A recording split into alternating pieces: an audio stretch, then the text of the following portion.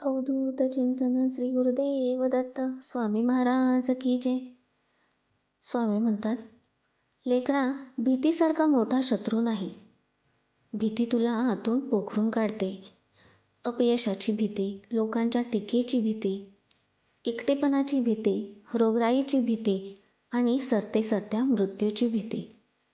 ही भीतीची भूते तुझ्या मनावर राज्य करतात आणि तुला एक पाऊलही पुढे टाकू देत नाही. बाळा, आज आपण या भीतीची मुळेच उपटून टाकूया. ऐक, या सर्व भीतीच्या मुळाशी एकच भीती आहे, मी नाहीसे होण्याची भीती.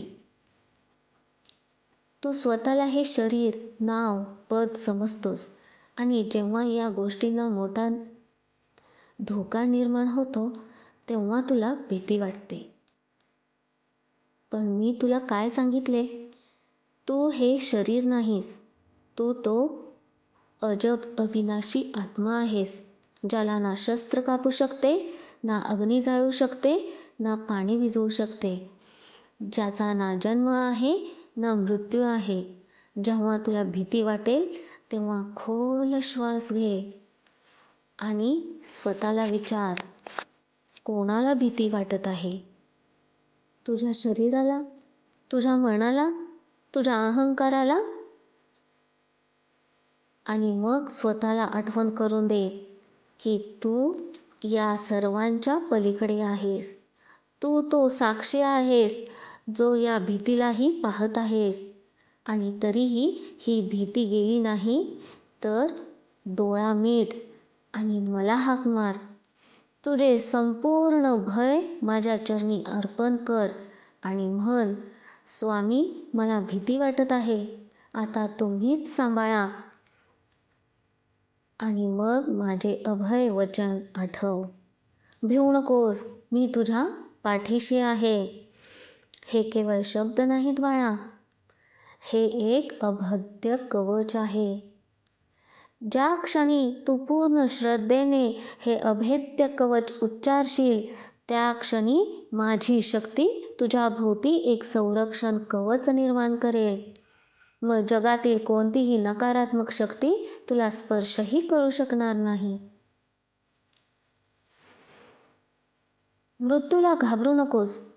मृत्यू म्हणजे केवळ जुने वस्त्र बदलून नवे वस्त्र परिधान करण्यासारखे आहे.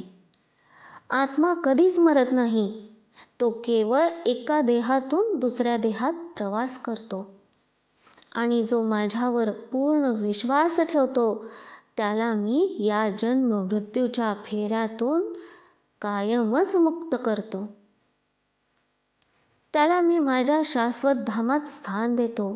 म्हणून निर्भय हो. तू त्या स्वामींचा भक्त आहेस ज्याच्या भयाने काळही थरथरून कापू लागतो. बाळा, तू दिवसभर बोलत असतोस, कधी लोकांशी, कधी स्वतःशी. या सततच्या बडबडीने तू इतका थकून जातोस की तुला तुझ्या आतला आवाजच ऐकू येत नाही. आजपासून मौनाची साधना कर. मौन म्हणजे फक्त तोंडाने गप्प राहणे बसणे नव्हे, तर मौन म्हणजे मनालाही शांत करणे. दिवसातून केवळ 1 तास तरी मौन पाळ. त्यावेळी कोणताही टीव्ही, मोबाईल किंवा लोकांच्या आवाजाचा गोंगाट नको. फक्त शांत बस आणि निसर्गात फिर.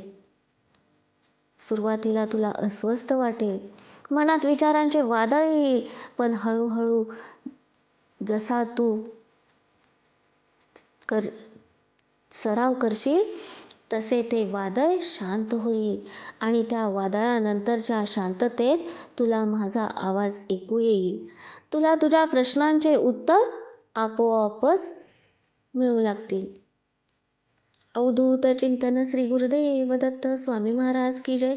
तुमचा जर या स्वामी शक्तीवर विश्वास असेल तर स्वामी संदेश या चॅनलला सबस्क्राईब करा, लाईक करा आणि कमेंट करायला विसरू नका. स्वामी म्हणतात, मौनात एक प्रचंड शक्ती दडलेली आहे. ती शक्ती तुला अंतर्मुख बनवते. तुला तुझ्या स्वतःच्या ऊर्जेची जाणीव करून देते. आणि तेव्हा तू बोलशील तेव्हा तुझ्या शब्दांमध्येही समर्थ असू दे. लक्षात ठेव, तुझ्या प्रत्येक शब्दाला तथास्तु म्हटले जाते. तू जे बोलतोस तेच तुझ्या जीवनात घडते. म्हणून कधीही नकारात्मक बोलू नकोस. माझं नशीबच खराब आहे, माझं काहीच चांगलं होत नाही, असे शब्द चुकूनही उच्चारू नकोस. तू स्वतःच तुझ्या नशिबाला शाप देत आहेस. नेहमी सकारात्मक बोल. स्वामींच्या कृपेने सर्व काही ठीक होईल. मी हे करू शकतो. माझा दिवस आज खूप छान जाणार आहे. बघ, तुझे शब्दच तुझ्यासाठी एक सकारात्मक वास्तव निर्माण करतील. कधीही कोणाबद्दल वाईट बोलू नकोस. कोणाची निंदा करू नकोस. जेव्हा तू दुसऱ्याची निंदा करतोस तेव्हा तू त्याचे पाप स्वतःकडे ओढून घेतोस. तुझ्या जिभेचा वापर फक्त 3 गोष्टींसाठीच कर. सत्य बोलण्यासाठी, प्रेमळ बोलण्यासाठी आणि माझे नामस्मरण करण्यासाठी. तुझे शब्द बाणासारखे किंवा फुलासारखे असू शकतात. ते दुसऱ्याला घायाळही करू शकतात आणि आनंदही देऊ शकतात. निवड तुझ्या हातात आहे. तुझे बोलणे असे असू दे की ऐकणाऱ्याच्या मनात, हृदयात शांती आणि आशेचा संचार होईल. लेकरा, कधी कधी तुला वाटते की हे जग किती विचित्र आहे. इथे चांगले लोक दुःख भोगतात आणि वाईट लोक मजा करतात. तुला काहीच ताळमेळ लागत नाही. तुझे मन गोंधळून जाते. हे असे घडते कारण तू या जगाला एका मर्यादित दृष्टिकोनातून पाहतोस. तू याला एक नाटक समज, एक मोठी भव्य रंगभूमी, आणि मी या नाटकाचा सूत्रधार आहे. या नाटकातील प्रत्येक पात्र, प्रत्येक घटना माझ्याच इच्छेने घडत आहेत. यालाच लीला म्हणतात. या नाटकात कोणी राजा आहे, कोणी भिकारी आहे, कोणी नायक आहे, कोणी खलनायक आहे. पण हे सर्वजण केवळ आपली एक भूमिका साकारत आहेत. पडदा पडल्यावर ते सर्वजण एकच आहेत. कलाकार, तू सुद्धा एक कलाकारच आहेस. माझ्या या लीलेचे एक पात्रच आहेस. तुला जी भूमिका मिळाली आहे ती तुझ्या कर्मानुसार आणि तुझ्या आत्म्याच्या विकासासाठी सर्वोत्तम आहे. तुझ्या जीवनात येणारे सुख दुःख, मान अपमान हे सर्व त्या भूमिकेचाच एक भाग आहे. त्यात अडकू नकोस. एक जागृत कलाकार बन. तुझी भूमिका पूर्ण निष्ठेने आणि प्रामाणिकपणाने पार पाड. पण हे सतत लक्षात ठेव, मी ही भूमिका नाही, मी हे पात्र नाही. मी या नाटकापलीकडचा, या भूमिकेपलीकडचा एक शाश्वत आत्मा आहे. जेव्हा तू या दृष्टिकोनातून जगाकडे पाहशील तेव्हा तुला कोणाचाही राग येणार नाही, कोणाचाही द्वेष वाटणार नाही. तुला कळेल की प्रत्येकजण आपली ही भूमिका निभावत आहे.